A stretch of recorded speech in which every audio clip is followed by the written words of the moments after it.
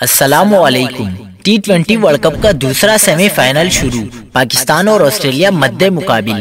Australia کے کپتان نے پاکستان کے خلاف ٹاس جیت کر فیلڈنگ کا فیصلہ کیا۔ وزیراعظم عمران خان بھی میدان میں آ گئے۔ کیا آپ حالات حاضرہ سے آگاہی حاصل کرنا چاہتے ہیں؟ خبر کے پیچھے چھپے اصل حقائق جاننا چاہتے ہیں تو ابھی سبسکرائب کیجئے دل پاکستان کو اور ساتھ ہی گھنٹی کے نشان پر کلک کر دیں۔ آپ کو بتاتے چلیں کہ T20 ورلڈ کپ کے دوسرے سیمی فائنل میں آسٹریلیا کے خلاف پاکستان کی بیٹنگ جاری ہے۔ آسٹریلیا کے کپتان ٹاس جیتنے پر انتہائی خوش دکھائی دیے، کیونکہ اس میدان میں پہلے بیٹنگ کرنے والی ٹیم مشکلات کا شکار ہو جاتی ہے۔ دوسری جانب سابق آسٹریلوی لیگ اسپنر بریڈ ہاگ نے آسٹریلیا کے خلاف شاہین شاہ افریدی اور اماد وسیم کو خطرناک بولر قرار دے دیا۔